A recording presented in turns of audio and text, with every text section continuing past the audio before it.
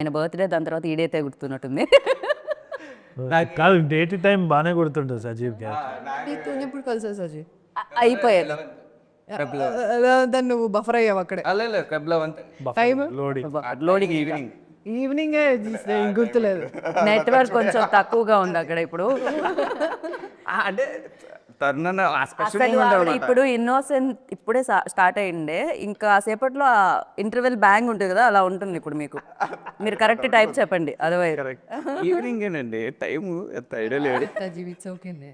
ఈషా మీలోని ప్రశాంతిలోని శాంతిని బయటకు తీసుకొని రావాలి. Yeah. అంతే, నర్వస్నెస్ అయితే నరేట్ చేసినప్పుడు మాత్రమే కలవడం జరిగింది మీరు. దాని తర్వాత సెట్లోకి రాగానే సెట్కి వచ్చిన తర్వాత అసలు వెరీ అంటే అన్నకి ఒక రిమోట్ ఉంటుంది అనమాట. ఓకే ఈరోజు మైండ్లో ఇది ఆర్టిస్ట్ కదా, వన్ నొక్కేసి వచ్చేస్తాడండి. ఓన్లీ ఆర్టిస్టే, ఇంకేం డైరెక్టర్ కానీ రైటర్ కానీ మీరు నమ్మరండి. జనరల్గా ఏంటంటే షార్ట్ ఓకే అన్న తర్వాత ఆర్టిస్టులు మానిటర్ దగ్గర వచ్చి చూస్తారు ఎలా వచ్చిందో, అంటే వాళ్ళు చూసుకుని కరెక్ట్గా ఉందా లేదా అని చూస్తారు. అన్న మహా అయితే ఒక 3 times వచ్చి ఉంటారు. అది కూడా నేనే పిలిచాను కంటిన్యూటీ కోసం. అన్న ఒకసారి చూచాడు అంటే నీకు ఓకే అయితే నాకు ఓకేరా, నీకు ఓకేనా కాదా అంతే. అసలు నేను ఫస్ట్ డే పెళ్లి చూపుల సీన్ అనుకుంటాను ఫస్ట్ డే చేసింది. ఆ రోజు అయిపోయిన తర్వాత అమ్మయ్య అన్న అసలు మామూలుగా కాదు, మనకు ఫుల్ ఫ్రీడమ్ మరగిచ్చేస్తాడు, మనం ఎలాంటి టెన్షన్ పడక్కర్లేదు, భయపడక్కర్లేదు. ఎందుకంటే చాలాసార్లు క్రియేటివ్ ఇన్వాల్వ్ అవుతారు చాలామంది. ఒక విధంగా మంచిదే, but too many cooks spoil the బ్రాత్ అంటారు కదా. అదేవిధంగా అది నేను నా దగ్గర కూడా జరిగింది. ఎప్పుడు స్టార్టింగ్లో షార్ట్ ఫిల్మ్ చేసే టైంలో కానీ, లేదు అంటే నా ఫ్రెండ్స్ ఎవరైనా డైరెక్ట్ చేసే టైంలో, లేకుంటే పెళ్లి చూపులప్పుడు కూడా they were lot of suggestions. And ఇప్పటికీ కూడా నాకు తెలిసి any director will go through that. అంటే జస్ట్ ఒక for the love of the craft చాలామంది ఇట్లా చేస్తే బాగుంటుంది ఉత్సాహంతో చెప్తూ ఉంటారు. కానీ అది ఆ సీన్కి బాగుండొచ్చేమో, కానీ ఆ సీన్ ఎక్కడ ఇదవుతుందన్న లాంగ్ టర్మ్ విజన్ డైరెక్టర్కే ఉంటుంది. So it's always better to give of the confidence to one person. మనం ఏదో ర్యాండమ్గా చాలామంది ఇప్పుడు ర్యాండమ్గా గెస్ట్ లాగా వస్తారు సెట్ మీద, వచ్చి ఇట్లా కూర్చొని అక్కడ క్లోజప్ పడితే బాగుంటుంది అంట, నీకు నా చెప్పు నీ మూతి మీద పడితే బాగుంటుంది అని అనుకునేది. కానీ నేను ఇంకా అట్లా కూర్చొని ఓకే అని చేసేదాన్ని. So but there so many times it goes horribly wrong. And అవతల వాళ్ళకి అసలు ఐడియా కూడా ఉండకపోవచ్చు. డైరెక్టర్ రైటర్ ట్రావెల్ అవుతుంటారు డే 1 నుంచి. సో వాళ్ళు ఇప్పుడు మార్నింగ్ ఏదో డైరెక్షన్ టీం అందరూ కూర్చొని ఏదో ప్లాన్ చేసేదో షార్ట్ తీసి, నేనేదో రుబాబుకి వచ్చి ఇట్లా అని చెప్పి అట్లా పెడితే బాగుంటుంది అకార్డింగ్ టు అకిరో కురోసావా అనుకుంటా. నేను అక్కడ కూర్చొని ఉంటే it's just a very bad thing. మీకు ఏదో జరిగింది ఎక్స్పీరియన్స్ తో చాలా మంది డైరెక్టర్లు యంగ్ ఫిల్మ్ మేకర్స్ కూడా చూసి కరెక్ట్ అని అంటారు. It happens and you can't say ఇది. నాకు I just wanted to relieve him of that burden most of the time. And ఏదైనా అది సక్సెస్ అయినా నీదే అవ్వాలి, ఫెయిల్యూర్ అయినా నీదే అవ్వాలి.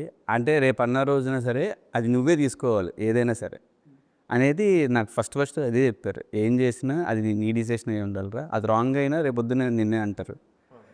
సక్సెస్ అయినా అనుకో అది కూడా నిన్నే అంటారు. అది నీ డిపార్ట్మెంట్ నువ్వు వరకు నువ్వు స్ట్రాంగ్గా ఉండు, ఎవరి అసలు వినొద్దు, నువ్వు ఏదనుకుంటే అది చేయని ముందుగా నాకు క్లియర్గా చెప్పేశారు. సక్సెస్ అవుతుంది ఇది, దాంట్లో పర్సంటేజ్ కూడా మీరు నాకు ఇవ్వాలి, తెలుసు కదా ఎందుకు. అయ్యో రెమ్యునరేషన్ ఇవ్వలేదు, అక్కడ రెమ్యునరేషన్ ఇవ్వలేదు. తను డైరెక్టర్ డెమో అని చెప్పారు, అప్పుడు రెమ్యునరేషన్ ఇవ్వలేదు. నేను ఒక రోజు డైరెక్టర్ అవుతాను, నా పర్సంటేజ్ ఇస్తాను చెప్పారు. ఇప్పుడు డైరెక్టర్ అయిపోయింది, నాకు పర్సంటేజ్ ఇవ్వాలి సార్.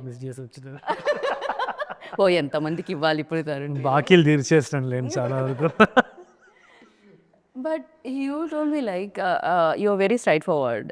సో వెన్ ఒక రీమేక్ ఫిల్మ్ మీ దగ్గరికి వస్తున్నప్పుడు యూ లైక్ ఎలా ఉండింది? Because most of the people ఆ టైంకి కొంచెం చూశారు కూడా, ఎందుకంటే మలయాళం సినిమాలు చూడడం అనేది అలవాటు అయిపోయింది ఆ టైంకి. సో ఈ ఫిల్మ్ కూడా చూసున్నారు. అండ్ ఫర్ దెమ్ లైక్ తెలుగులో ఎలాంటి కిక్ ఇస్తుంది? ఇప్పుడు నేను మళ్ళీ వెళ్తున్నాను థియేటర్కి, మలయాళం చూసిన తర్వాత నేను వెళ్తున్నాను.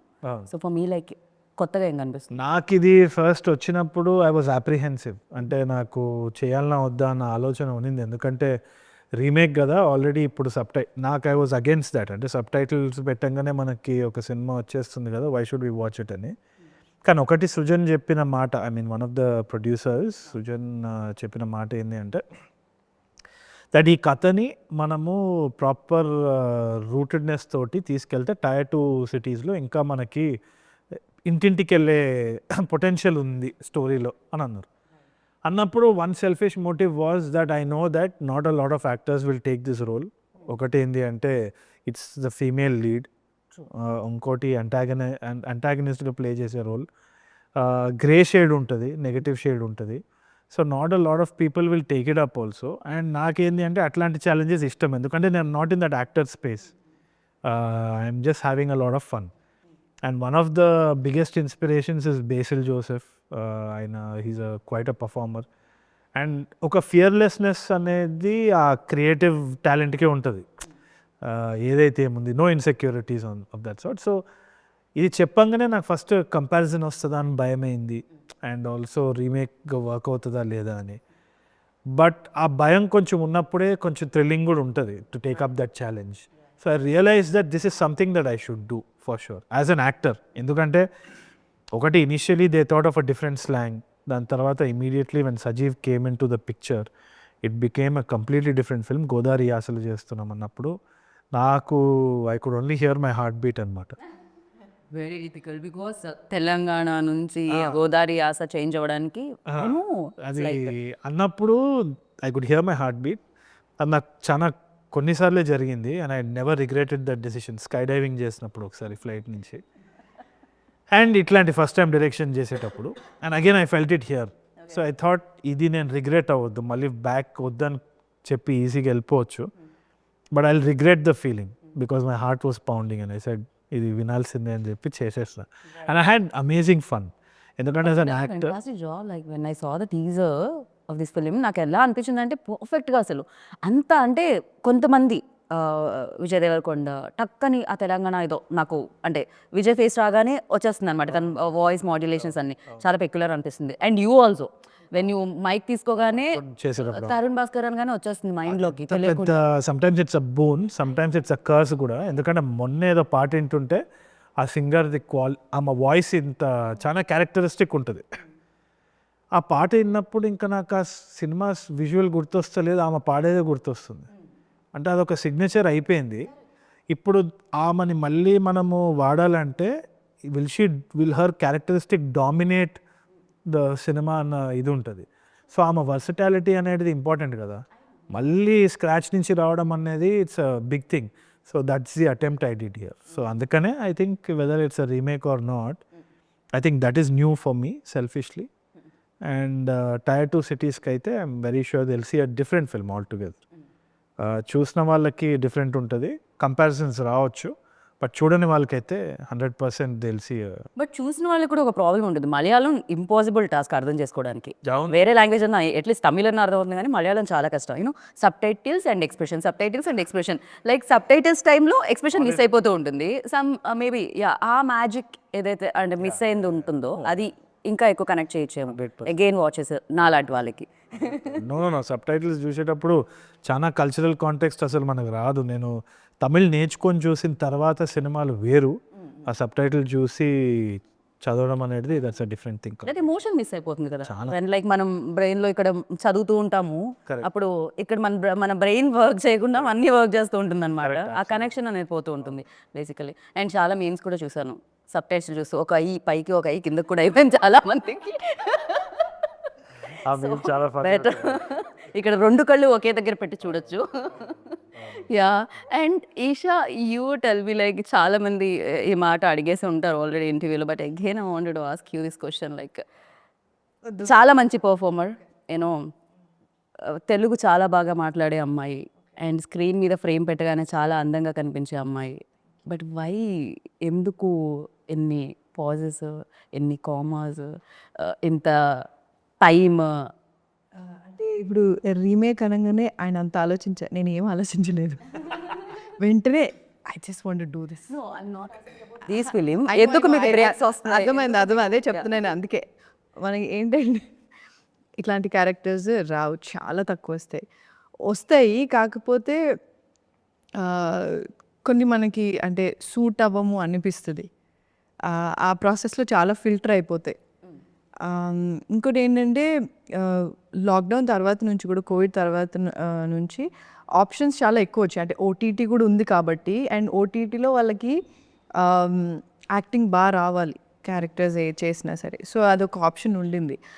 సినిమాలో చాలా వేరియస్ ఫ్యాక్టర్స్ ఉంటాయి. అంటే మార్కెట్ అని చూస్తారు, అండ్ లెట్సే ఒక బిగ్ బడ్జెట్ మూవీ అంటే ఒక లెట్సే హీరోయిన్ని కాస్ట్ చేస్తే ఆమె అన్ని లాంగ్వేజెస్లో అట్లీస్ట్ తెలిసి ఉండాలని చూస్తారు అనుకుంటున్నా. So I think a lot of factors will actually effect ఎవరిని కాస్ట్ చేయాలి ఏంటి అని చెప్పి. సో నాకు వచ్చిన ఆప్షన్స్లో, అండ్ మీరు అడిగిన క్వశ్చన్ కదా తెలుగు యాక్టర్స్ అన్నది, ఐ థింక్ ఇట్స్ గుడ్ నా is what I feel after watching like Little Hearts కానివ్వండి, దిస్ బేబీ అండ్ ఆల్సో అందరు తెలుగు వాళ్ళే కదా. అదే ఆ షిఫ్ట్ అన్నది కోవిడ్ తర్వాత వచ్చింది బికాజ్ ఓటీటీ ఇవన్నీ వచ్చాయి కాబట్టి అని నాకు అనిపిస్తుంది. అండ్ ఇప్పుడు ఏంటంటే ఈవెన్ జనాలకి కూడా సంథింగ్ రెలవెంట్ అండ్ రిలేటబిలిటీ ఉండాలంటే ఒక క్యారెక్టర్ చూసినప్పుడు వాళ్ళు నాస్టాలజిక్ ఫీలింగ్ ఉంది. ఇప్పుడు లిటిల్ హార్ట్స్ చూసినప్పుడు నాకు అలాగే అనిపించింది, అరే ఇట్లనే ఉండేది కదా అని చెప్పి. సో ఐ థింక్ అది ఆరెల్స్ మనకి అంటే ఒక పెద్ద సినిమా అంటే లైక్ ఏమంటారు, what you call that, out of the box, అంటే ఏదో డిఫరెంట్ ఏదో అట్లా పెద్దగా అట్లా ఉంటే నచ్చుతుంది. So larger than life exactly.